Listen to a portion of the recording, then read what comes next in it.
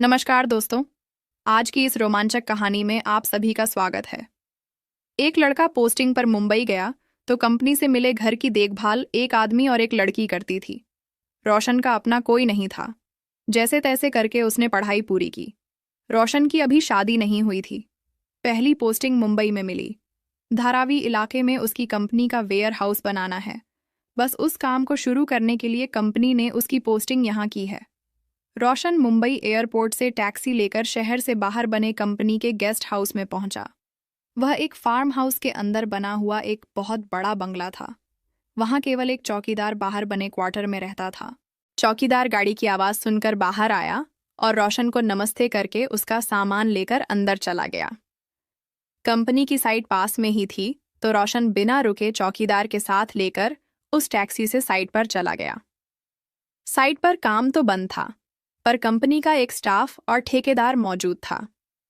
Company का दबाव था कि काम तेजी से शुरू किया जाए, तो उसी के मद्देनजर रोशन ने सारी प्लानिंग ठेकेदार से की। रोशन को बड़ी बोरियत सी हो रही थी। काम कुछ विशेष था नहीं करने को।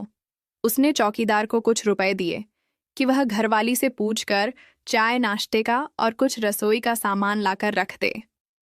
उसे बाहर का खाना पसंद नहीं है, तो केवल दिन का खाना होटल से आएगा और रात का वह घर पर ही खाएगा। चौकीदार अपनी पत्नी से सामान की लिस्ट बनवाता है और बाजार जाकर सारा सामान ले आता है। चौकीदार ने सामान से बचे हुए थोड़े रुपए रोशन को लौटाने चाहे तो रोशन ने उसे ही दे दिए। तुम इनाम समझकर रख लो। चौकीदार की बाँछें खिल गई। उसने अपनी घरवाली को आवाज देकर कहा, साहब का खाना गर्म कर दो। चौकीदार की बीवी को देखकर रोशन आश्चर्यचकित हो गया। कहाँ वह बूढ़ा चौकीदार, कहाँ उसकी पत्नी? वह तो बहुत ही सुंदर थी। रोशन सोचता रह गया कि चौकीदार कम से कम दुगनी उम्र का होगा। चौकीदार दूर बैठा बस गंदे दांत निकालकर मुस्कुरा रहा था। उसके मन ही मन लड्डू फूट रहे थे कि आज रात पीने का जुगाड़ साहब ने कर दिया है। अब आज उसे अपनी पत्नी से भीख नहीं मांगनी पड़ेगी।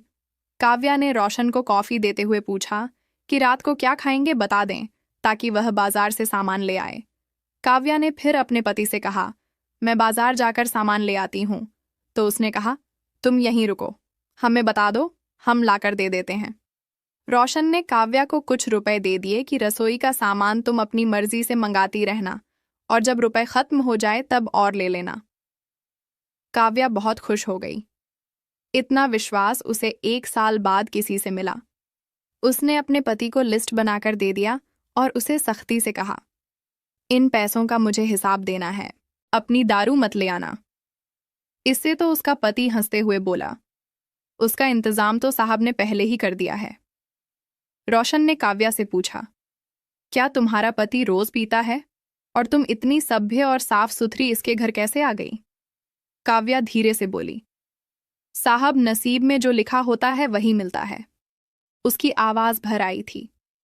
रोशन ने उसे प्यार से कहा, मेरा मकसद तुम्हारा दिल दुखाने का नहीं था, बस ऐसे ही पूछ लिया। काव्या वहीं नीचे बैठ गई।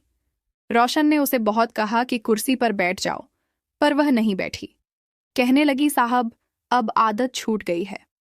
तब रोशन से हमदर्दी पाकर काव्या अपनी कहानी बतानी शुरू की और काव्या ने कहा, बस आदमी किसी मतलब का नहीं है, प्यार तो बहुत करता है। मुझे बस गंदा रहता है और पीता है। वैसे आज तक कभी ऊंची आवाज में भी नहीं बोला मुझसे, बल्कि मैं ही उसे डांटती रहती हूँ। रोशन ने उससे पूछ ही लिया, तुम लोगों को कोई बच्चा नहीं है? काव्या चुप रही, हाथ मसलती रही और कुछ पल अंगूठे से जमीन को किरदते हुए धीमे से बोली, साहब बच्चा तो तभी होगा जब मेरा आदमी कुछ करेगा।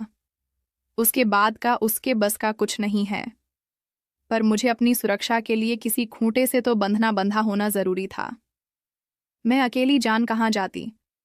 अब दोनों चुप थे। चौकीदार भी आ गया। वह अपनी आदत अनुसार बाहर बैठा, हाथ जोड़कर बस मुस्कुरा रहा था। रोशन ने काव्या और उसके पति से कहा, तुम अब अपने क्वार्टर में जा सकते हो, अपना खाना बना लो।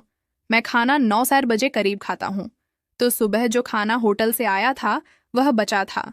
ये बचा खाना बेकार जाएगा, तो आज रात को मैं इसी से अपना काम चला लूंगा। इस पर काव्या ने बड़े अधिकार से कहा, क्यों खाएंगे बासी खाना? मैं ताज़ा अच्छा बनाकर खिलाऊंगी। आप होटल का खाना भूल जाएंगे। वह 11 बजे करीब ऐसे ही सिगरेट पीता हुआ बाहर खुले में टहल रहा था। जब वह चौकीदार के क्वार्टर के पास से निकला तो उसे काव्या की आवाज सुनाई दी। वह अपने पति को छिड़क रही थी, रोज पीने के लिए तुम्हारे पास पैसे कहाँ से आते हैं? तभी पत्तियों की खड़खड़ाहट से आवाज हुई तो काव्या ने खिड़की खोलकर बाहर झांककर रोशन को टहलते देखकर पूछा, साहब, कोई काम हो तो मैं आती हूं। कहती हुई वह एक चादर डालकर बाहर आ गई। बाहर आकर काव्या गुस्से में बोली, शायद आपने उसे कुछ रुपए दे दिए होंगे, तो आज तो ज्यादा पी है। खाना भी नहीं खाया। रोशन बोला, कल इसे टाइट करूंगा। अब तुम सो जाओ, मुझे नींद नहीं आ रही तो टहल रहा था। काव्या बोली, साहब, मैं काफी बना देती हूं, बस कपड़े बदल कर आती हूं। रोशन का मन बेईमान हो रहा था। उसने धीरे से कहा, कपड़े बदलने की क्या जरूरत? मुझे कोई दिक्कत नहीं है, तुम ऐसे ही बना दो।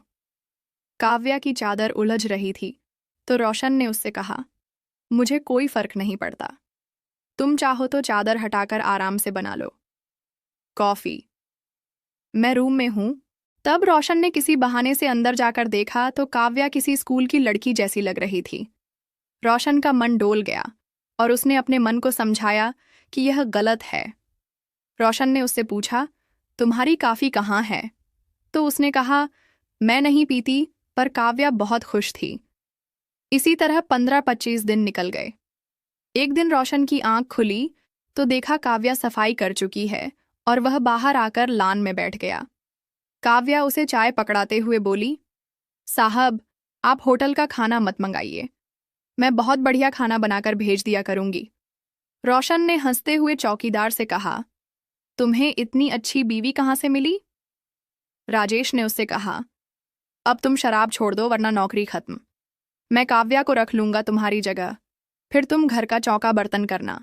रोशन कमरे में जाकर दोबारा लेट गया। थोड़ी देर में बाथरूम में आहट हुई। काव्या नहाने चली गई। रोशन के कमरे की लाइट बनती उसे बाथरूम की किवाड़ से एक धीमी सी रोशनी आती हुई दिखी। रोशन का मन डोल रहा था। वह दबे पांव उठा और झिर्रे से झांक कर देखने की कोशिश करने लगा, पर उसके संस्कारों ने ऐसा नहीं करने दिया। वह चाहता था कि पहल काव्या ही करे। राजेश और नजदीक हुआ कि वहां किसी चीज से टकरा गया। अंदर से काव्या की आवाज आई, साहब, बस निकल रही हूं। रोशन किवाड़ से दूर जाता है और दबे पांव वापस बिस्तर पर आंख बंद करके लेट जाता है। फिर रोशन उठकर वर्कआउट करने चला गया।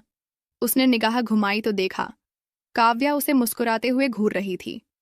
काव्या ने बड़े अपनेपन से कहा, आप टी शर्ट पहन लीजिए वरना यह गुलाबी ठंड है, नुकसान कर देगी। चाय पीकर रोशन नहाने चला गया। उसने अपने मोबाइल का वीडियो कैमरा चालू कर किया और उसको बाथरूम के दरवाजे की ओर करके छुपा कर रख दिया और चला गया नहाने। समय उसे ऐसा लगा दरवाजे के पास कोई है। दरवाजे के पास ऐसी आहट हुई कि जैसे कोई टकराया हो। रोशन ने पूछा, कौन है? तो काव्या की घबराहट सी आवाज आई, साहब, हम सफाई कर रहे हैं।